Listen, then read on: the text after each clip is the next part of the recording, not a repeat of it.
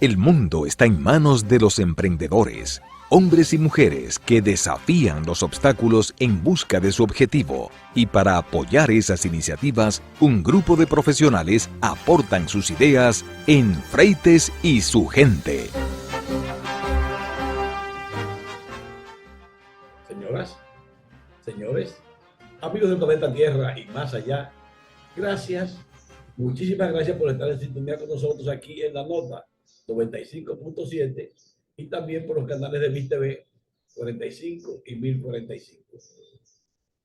La Procuraduría General de la República dice que el influyente dirigente político del Partido Revolucionario Moderno, Sergio Gori Moya, quien es diputado y está en la boleta del PRM actualmente para las elecciones del 24-28, dicen que Gori Moya tuvo a su cargo la red de cobros y bancas ilegales del caso Calamar.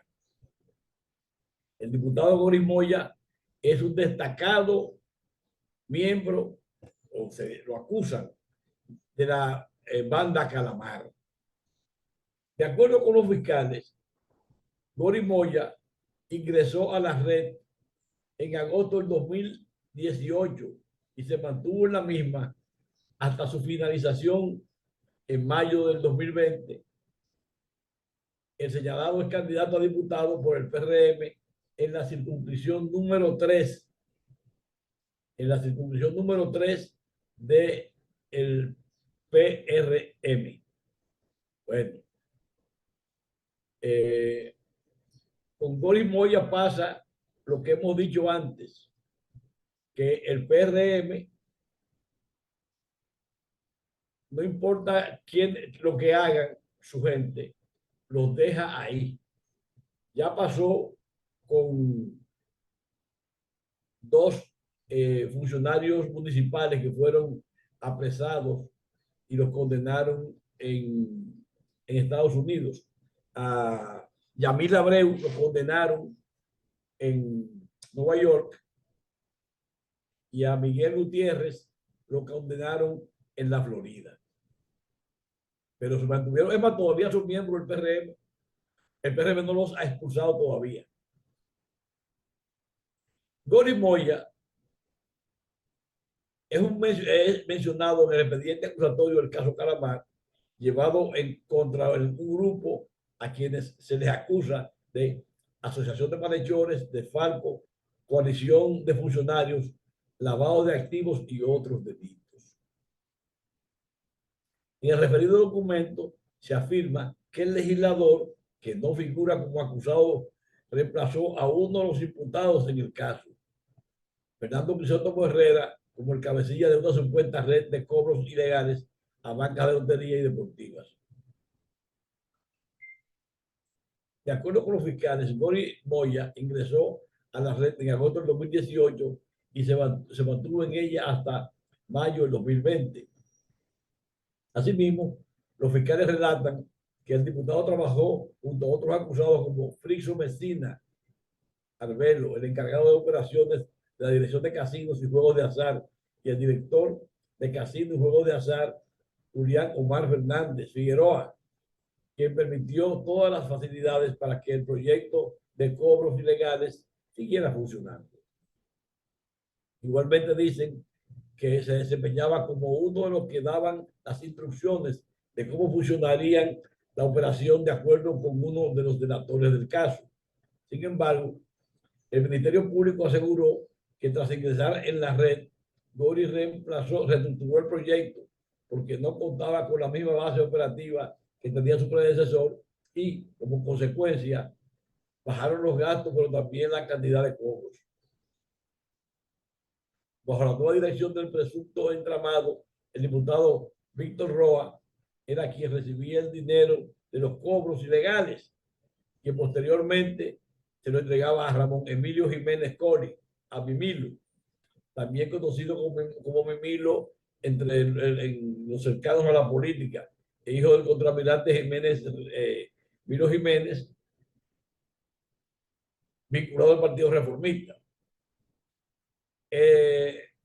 Milo Jiménez continuaba el esquema de repartición del dinero a los colaboradores y sobornó a los funcionarios de la dirección de casinos y juegos de azar.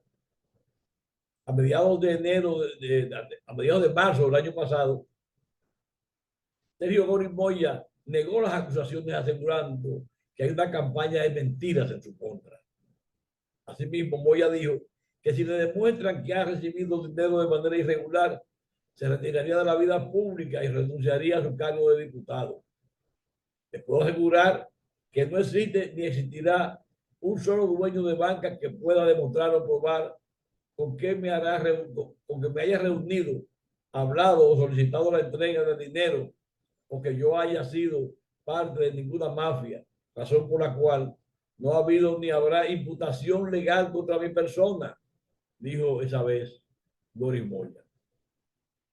Moya es el candidato a diputado, otra vez, por la circunscripción número 3 del Distrito Nacional, por el PRM. Así hay otras personas imputadas en delitos que son, están en la boleta del PRM. Porque no tiene una ventaja. Goris Moya es un tipo influyente, es el jefe de la zona 3 y tiene muchos recursos. Y no es de dudar para nada que sea elegido. Y si es elegido y lo condenan, pues como quiera, la bancada, esa curul le pertenece y él pondrá ahí a quien él quiera. A uno de sus familiares o a cualquier otro vinculado al PRM, porque legalmente esa curul pertenece al PRM o a uno del PRM, porque se vota por la persona. La economista Mercedes Carrasco, en su cuenta de Twitter, publicó ayer su posición respecto al costo de la canasta básica familiar. Ayer, técnicos del Banco Central, en su reflexión de página abierta, aseguraron que al cierre del 2023 el ingreso promedio de los hogares alcanzó 48.920 pesos con 6 centavos, es decir, casi 49.000 pesos, superior a los 44.513 registrados en este momento. Carrasco afirmó que ninguno de los trabajadores que ganan salario mínimo cubre el costo de la canasta básica y que en el caso de las pymes, trabajadores del campo y empleados públicos es peor, ya que estos apenas cubren un 35% de la canasta básica. La profesional de la economía define a estos trabajadores de ocupados en situación de pobreza. En respuesta a la situación externada por el costo de la canasta familiar y el comportamiento de los precios, el Banco Central, a través de sus técnicos, asegura que los hogares dominicanos cuentan con los recursos para adquirir los bienes y servicios que componen esa canasta básica de bienes y servicios. Carrasco, en su cuenta de X, publica un cuadro en el cual muestra que en febrero del año 2024 el salario de empleados del sector privado no sectorizado de la gran empresa ubicada en el Quintil 1, el grupo de bajos ingresos, cubre el 89.5% del costo de la canasta básica. El de la mediana empresa, un 82.3%, de la pequeña, 55.2%, la micro, 50.9%, y los trabajadores del campo, un 42.8%. En el caso del sectorizado, que abarca a los trabajadores que ganan salario mínimo en zonas francas, el costo de la canasta básica es de 51.7%, en hoteles, bares y restaurantes es de un 52%,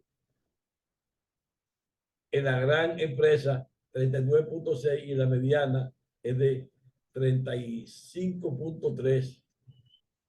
Vamos a hacer una pausa, señores, y vengo dentro de un momentito. Adelante. Freites y su gente, por la nota 95.7. Juan Carlos Guerra, buenas tardes, buenas noches y buenos días. Vamos a hablar de política. La tertulia semanal arranca ya. Juan Carlos, tengo yo la inquietud de saber tu pensamiento político con relación a la cacareada, mencionada, aspirada y rechazada segunda vuelta. ¿Tú crees que sea Bueno, posible una segunda vuelta? vamos a ver. Eh, yo creo que depende mucho de la participación electoral, por una sencilla razón. Eh, el voto clientelar en la República Dominicana, el peso del Estado para ese voto es importante. Sin embargo, a mayor participación, el peso del voto clientelar disminuye. Entonces, ¿qué yo pienso? Que en nuestro país va a haber una segunda vuelta en la medida en que la participación electoral se acerque al promedio en elecciones presidenciales para nosotros, que es de alrededor del 70%. Mientras más cerca esté o mientras más sobrepase del 70% la participación, es más que claro una segunda vuelta. Ahora, hay otro elemento importante que hay que poner aquí y ya va dentro de la coyuntura política, y es el que tiene que ver con que por primera vez desde 1996, vamos con tres candidatos que marcan sus partidos sobre los dos dígitos. Y cuando eso ha ocurrido, que solo ocurrió en el año de 1996, ha habido segunda vuelta por una regla de tres simple. Si hay tres con más de dos dígitos, evidentemente que las posibilidades de que uno de ellos se lleve más de la mitad de los votos se reducen. Ahora, el otro elemento importante tiene que ver, y ya vamos aterrizando más con la coyuntura. Bueno, hago un paréntesis. En el año 2000 no hubo segunda vuelta porque el actor principal de esa segunda vuelta, que era Danilo Medina, declinó a ir, pero como hubo tres partidos con más de dos dígitos, pues la configuración del voto fue para que se produjera una segunda vuelta, porque Hipólito Mejía sacó 49 y tantos, Danilo Medina 25 y el doctor Joaquín Balaguer 24. No hubo segunda vuelta porque a partir de que el doctor Balaguer declinó respaldar a Danilo Medina decidió inteligentemente no ir a una segunda vuelta. Esa es la realidad histórica de eso. Ahora, volviendo a la coyuntura, hay varios elementos aquí que pueden incidir en la posibilidad de segunda vuelta. La primera y más importante, la correlación de fuerzas entre PLD y Fuerza del Pueblo, entre Leonel y Abel. En la medida en que la batalla de ellos por el segundo lugar sea cerrada, o en la medida en que uno de los dos candidatos sobrepase el 15%, en esa misma medida tendremos una posibilidad más viva de segunda vuelta. Segundo elemento, los candidatos llamados alternativos, fundamentalmente el cobrador.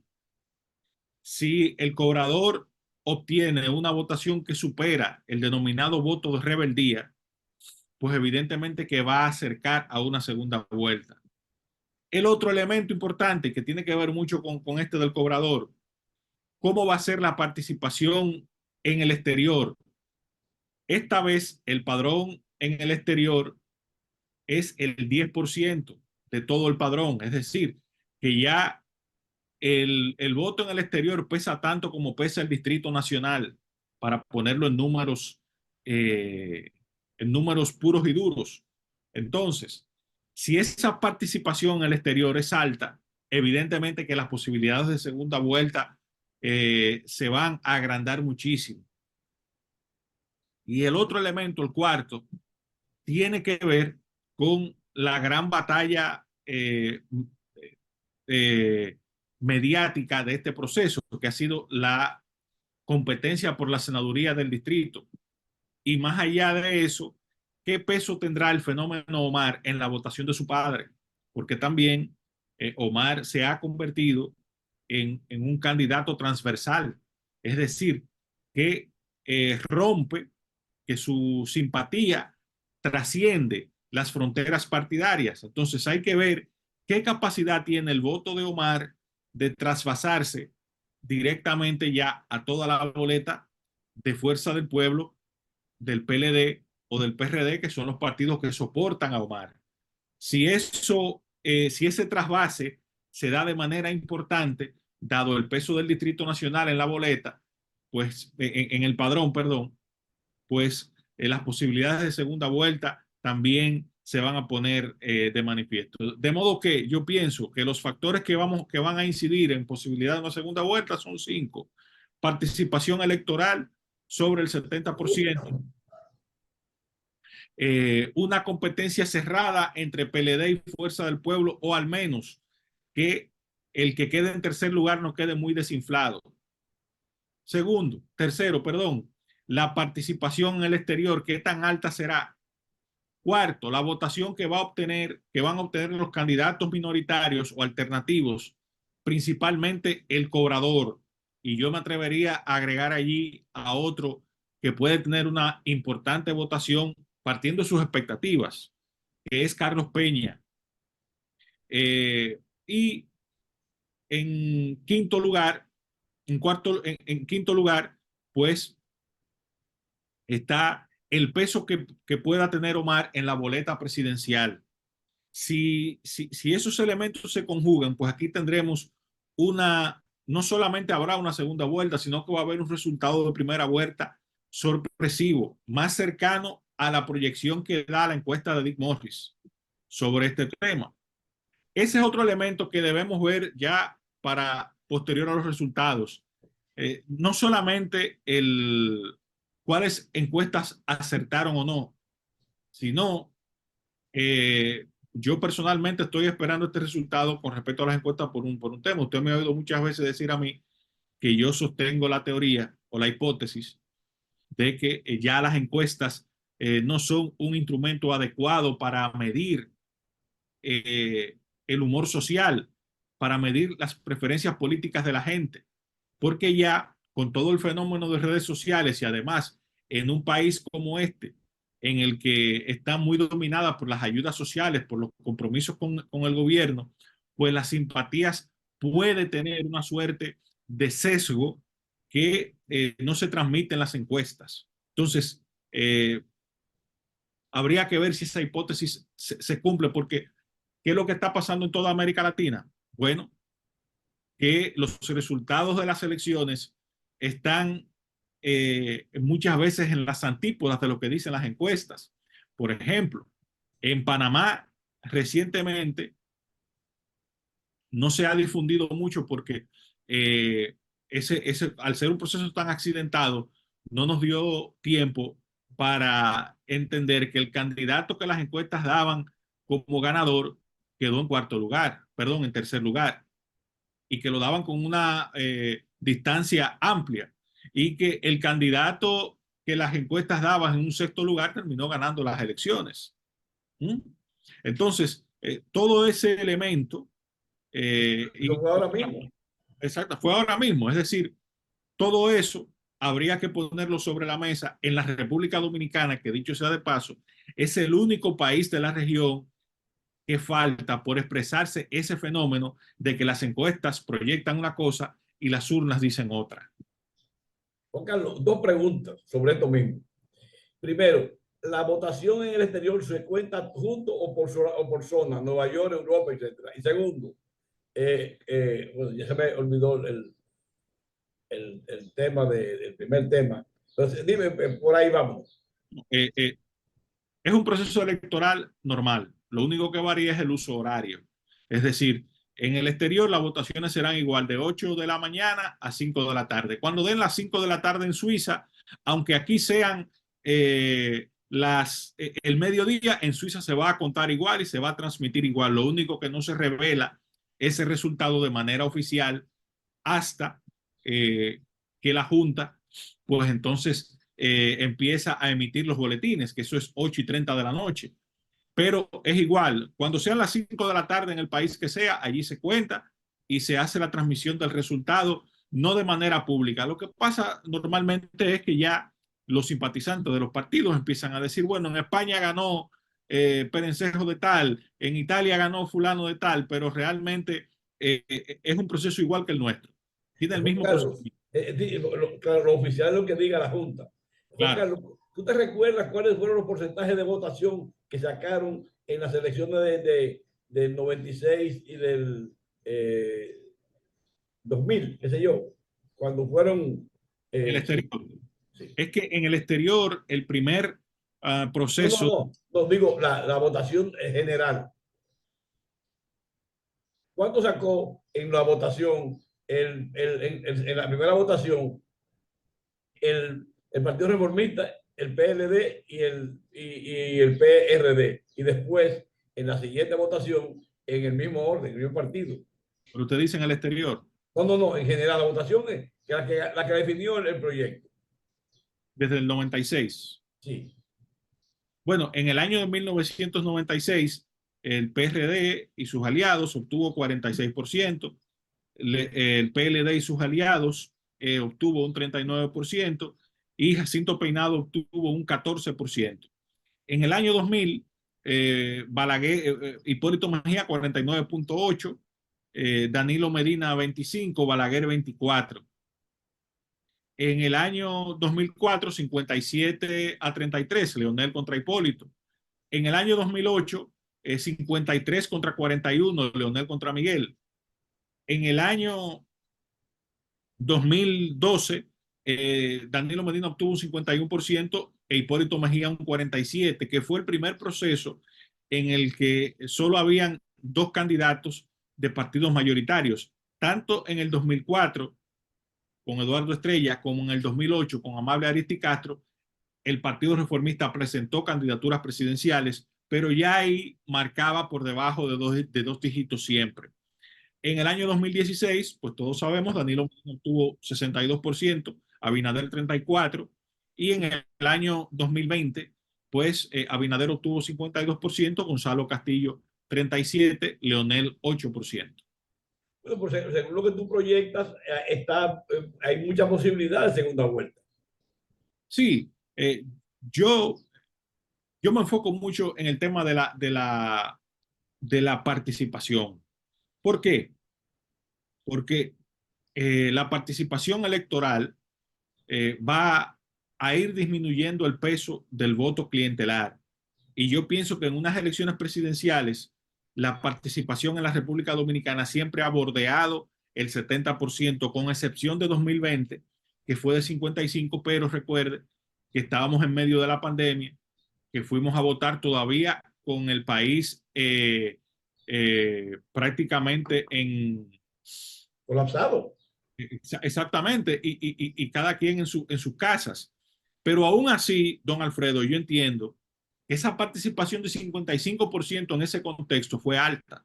Altísimo, claro. A mí me sorprendió. Claro, es decir, que en condiciones normales probablemente en 2020 íbamos a tener una votación cercana al 80%. Pero yo noto que la gente está muy empoderada, de que la gente está para participar. Yo creo que va a ser elevada la votación. Y No sé, también de que el que está por la reelección se puede quedar en su casa. en este proceso, contrario a otros, yo mido la apatía de la gente por una opción de votación, que es la opción de los diputados. ¿Por qué? Porque es el candidato que la gente menos conoce, ¿correcto? Es el candidato que se elige normalmente por referencia. Esta vez yo estoy oyendo mucho más gente diciendo mi diputado es fulano, mi diputado es Perencejo. ¿Qué quiere decir eso?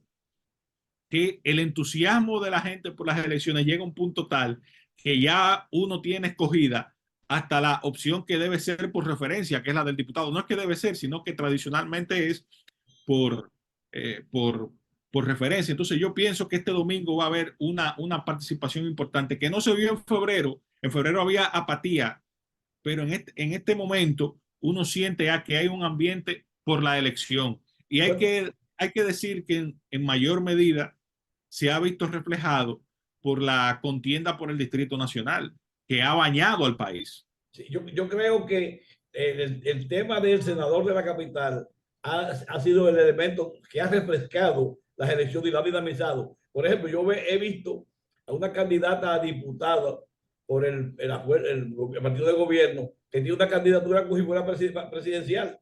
Sí, sí, sí, sí, en la circunscripción número 1. Muy bonita ella, por cierto. Sí.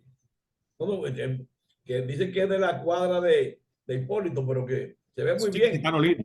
Es de Carolina, de Carolina. Sí. Vamos a una pausa, Juan Carlos, para que coja un poco de aire. Volvemos en un momento. Temas, opiniones, comentarios, Freites y su gente por La Nota 95.7. Seguimos en la tertulia política con Juan Carlos Guerra. Decimos que podría ser que la tertulia política tenga una suspensión de una muerte súbita ahora el domingo, pero podría cambiar, podría tener una temporada extra. Pero en cualquier caso, tenemos nosotros aquí, Juan Carlos, dos singularidades. La primera es que en las elecciones municipales nadie sabía quiénes eran los que acompañaban al alcalde. Nada más era de alcaldes. Y la otra es que en las elecciones nacionales actuales, la senaduría del distrito ha tenido la importancia de una candidatura presidencial. Fíjate que por primera vez un senador, un aspirante a senador, concita un apoyo nacional, porque se habla de él. Hay gente que ha escrito que Omar vaya para allá para que va a votar por él para Puerto Plata, lo que no se puede.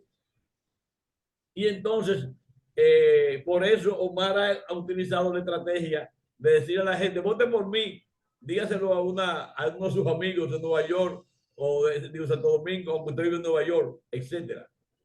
Pero Juan Carlos, hay otra cosa, y es que es la primera vez que el gobierno en pleno, con sus ministros y funcionarios de todos los niveles, se cuadran contra un candidato a senador. No ya contra el presidente de la República. Han hecho contra Omar lo que no han hecho contra Leonel Fernández. Dame tu punto de vista. Bueno, se ha hecho célebre aquella frase de Danilo Medina del año 2007, cuando reaccionaba al resultado de la primaria contra Leonel Fernández. Me venció el Estado. Pues el domingo creo que Omar podrá decir lo contrario, le gané al Estado, porque el Estado dominicano se ha trasladado completo al Distrito Nacional para enfrentar a la candidatura de Omar. Y yo me voy más lejos. No solamente el Estado, sino toda la generación joven del Partido Revolucionario Moderno que tiene delirio presidencial en el año 2028, está poniendo todos sus esfuerzos porque entienden que este es el momento de vencer a Omar. Y yo pienso que más allá del resultado, hay que decir varias cosas. La primera es que no importa el resultado electoral, Omar es el gran ganador de este proceso, porque el que se iba a convertir en un candidato a senador más, con posibilidades de ganar una elección y con una proyección a futuro, digamos que auspiciosa, pero dentro de límites modestos,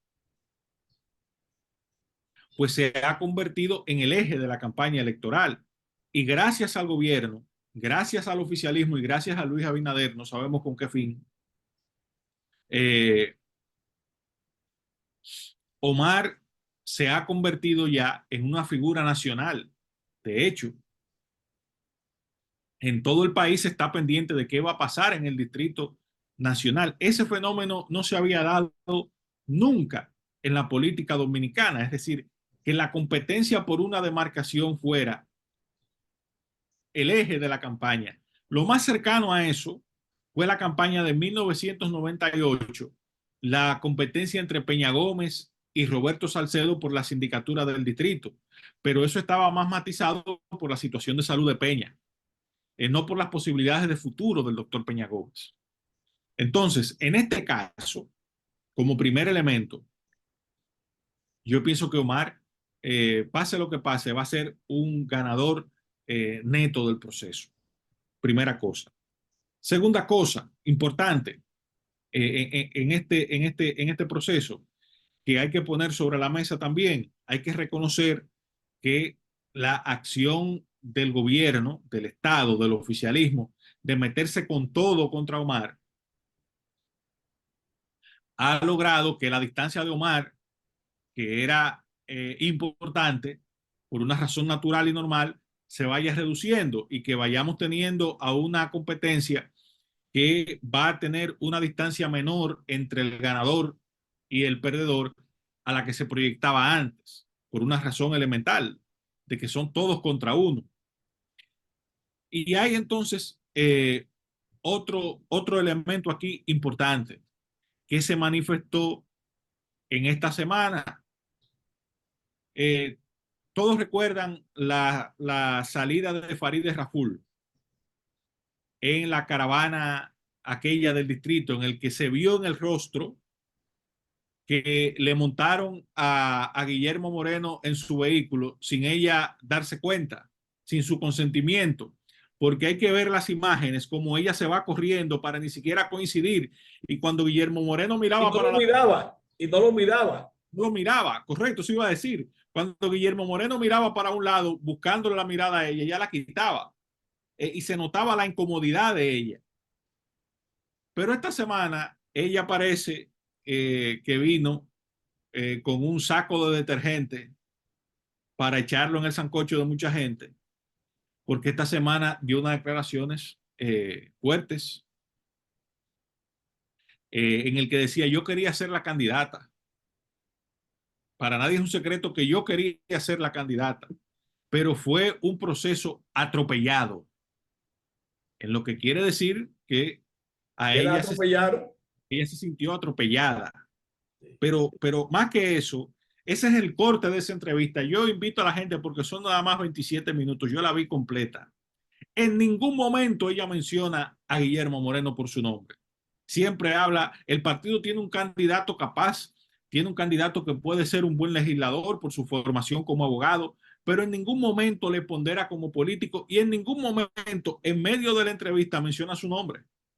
Y otra cosa, Juan Carlos, que es el motivo de burla, de que todo el mundo sabe por quién va a votar Farideh Raful para senador. Claro.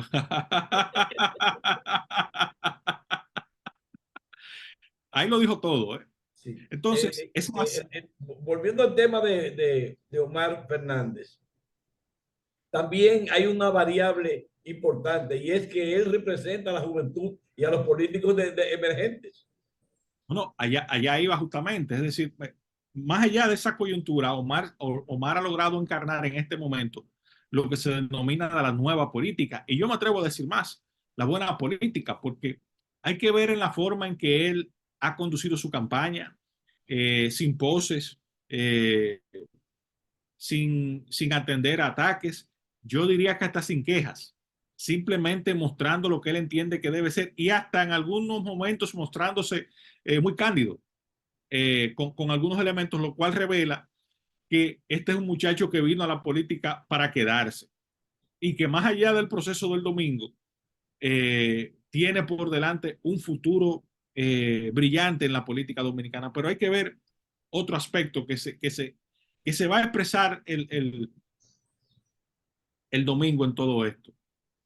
Fíjese algo, el hecho de que el gobierno haya avasallado, se haya metido con todo en la competencia del distrito, va a tener un elemento, que es que el resultado presidencial del domingo puede ser una derrota política doble o triple para el presidente Abinader. ¿Por qué?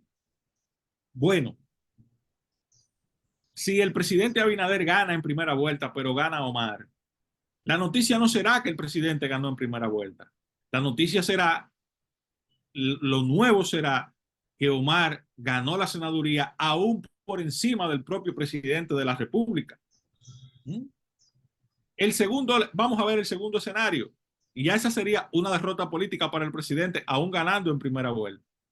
El segundo escenario es que Omar, que haya segunda vuelta y que Omar gane la senaduría, pues será una doble derrota. Incluso en clave interna podría generar una crisis, porque ese solo elemento va a ser aprovechado por mucha gente para decir: caramba, Abinader, pero atropellaste a Faride y no solo no pudimos retener el poder, sino que perdimos la plaza. Y eso se va a convertir para él en otro elemento, en un tiro en el ala para Abinader y sus intenciones hacia el 28. Pero vamos a un escenario, a un tercer escenario. Perdió Omar, pero perdió en una competencia cerrada contra Guillermo Moreno.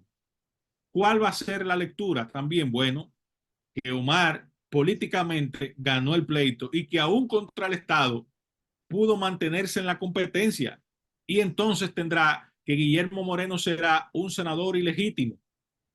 Y me parecerá mucho, y esto yo creo que usted me va a dar la razón con esto. En el año 1996, entre 96 y 2000, una parte importante de la sociedad se resistía a Leonel Fernández porque entendía que el presidente moral del país era Peña Gómez, que a Peña Gómez le habían quitado esa presidencia. Y por vía de consecuencia, mucha de la votación que obtuvo Hipólito Mejía en el año 2000 fue parte de esa gente que entendía que el país tenía una deuda moral con Peña Gómez. Entonces, aún ganando Guillermo Moreno, la gente entenderá que el senador moral de la capital es Omar y que esa senaduría de Guillermo Moreno no representará a los capitaleños, aún en ese escenario. Es decir, que por donde quiera que usted lo vea, tendría, y en esto para ser dialéctico, solamente cabría una posibilidad de triunfo para Abinader, el triunfo político. Si él obtuviera una victoria como la que aspira de más del 60% en primera vuelta y que además Guillermo Moreno repita esa misma votación en el distrito, es decir, que gane con más del 60%, lo cual es, para no decir imposible, pero es tan probable como que en este momento haya un ser humano que tenga 167 años de edad. Es decir, todo el escenario de la capital da una derrota política para el presidente Abinader. No importa el resultado porque él ha cometido la torpeza política de convertir al distrito en el centro de atención en vez de convertir la competencia presidencial en el eje de esta campaña. Sí, él también se le ve que él, por perseguir a Leonel, también fusila al hijo. Es decir, está atacando a todo. Pero además, lo más importante para mí, Juan Carlos, es que Abinader se perfila como el enemigo de los jóvenes políticos. Porque atropelló a Faride y después viró para donde Omar. Así es, así es, así es. Entonces, vamos a ver, y sobre todo, yo lo veremos, don Alfredo, y ya con esto termino. Si este pueblo se equivoca el domingo y reelige a Abinader, Abinader antes de agosto va a reformar la Constitución y va a preparar y va a crear las condiciones para él presentarse en el año 2028 como candidato presidencial. Anote lo que se lo dije hoy. Sí, yo creo que es más. Y este va a ser un pronóstico arriesgado. Pero aún si pierde, él va a intentar quitarse la prohibición de ir por un nuevo periodo a partir del año 2028. Anote lo que se lo dije. Sí, mira, yo creo que Abinader va a trabajar para él y él hará lo que sea para quedarse en el poder. Hay muchas razones para que esto ocurra o para que él tenga esas intenciones, pero todavía el voto es el decisivo. Un metal y un color. Hay otra cosa, una variable que la gente no le ha puesto atención, y es en qué condiciones socioeconómicas va a desarrollarse el gobierno de Abinader, porque las condiciones económicas para los próximos 4 años es terrífica. Totalmente. Y en las condiciones en las que ellos van a dejar el país, también va a significar un retroceso para la República Dominicana de varias décadas. Pero yo pienso que Abinader está obsesionado con seguir en el poder, más allá del 28, más por obsesión, más por miedo que por obsesión. Y lo dejo de ese tamaño porque probablemente él tenga temor de hacer el viaje más triste de su vida hacia los Estados Unidos. Juan Carlos, muchas gracias por tu participación. Creo que se nos acabó el tiempo. Un abrazo y nos seguiremos viendo. Ya estamos de vuelta con Freites y su gente por La Nota 95.7. Dicen en la pelota que ya están los tramos finales de la primera parte de las elecciones, porque hay muchas personas que están apostando a una segunda vuelta, es decir, como extra inning, o a un capítulo más de la serie. Esto es lo que está en el aire. También está el tema de quién ganará en el distrito. La gente dice que el gobierno está metiendo el brazo y los pies en el tema. Y por esto no se sabe a ciencia cierta si el Estado será el vencedor de esta confrontación. Porque la verdad es que Abinader se ha tomado esto como un pleito personal. Porque mire, vamos a hacer un poquito de historia. El verdadero enemigo de los Abinader eran los PRDistas. De tal forma que el partido de él hizo campaña y alianzas políticas contra Peña Gómez. Incluso después de que fue candidato Abinader, padre. Y Abinader, hijo, le dijo a Leonel que él había apoyado su candidatura también contra Peña Gómez. Y en la Fuerza del Pueblo están los más enconados aliados de Peña Gómez. Ahora mismo, los enemigos de Peña Gómez, como por ejemplo los Vinchos, están unidos a el PRM.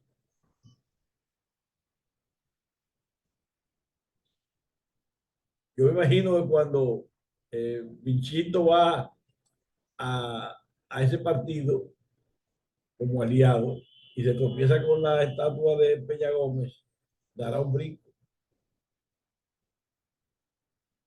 Porque esa sí era una diferencia marcada. Pero no se conocía una diferencia tan marcada entre Leonel Fernández y Luis Abinader, que ha buscado como candidato para dos candidatos a senadores para enfrentar a Leonel Fernández, y el asunto se ha tornado a su hijo, porque el Leoncito ha salido también duro de pelar. Y ahora mismo hay todo un gobierno con todo su gabinete, con todo su ministerio alineado contra Omar Fernández. Y esto a mí lo que me dice es que no se percatan de que Leonel Fernández y ese grupo está de salida, que Omar, Faride, este muchacho Guillén y otros representan lo nuevo, lo que viene, que hay que hacerle cancha. Esa es la línea que tendría que adoptar un líder. Pero no, hay una campaña feroz contra los jóvenes.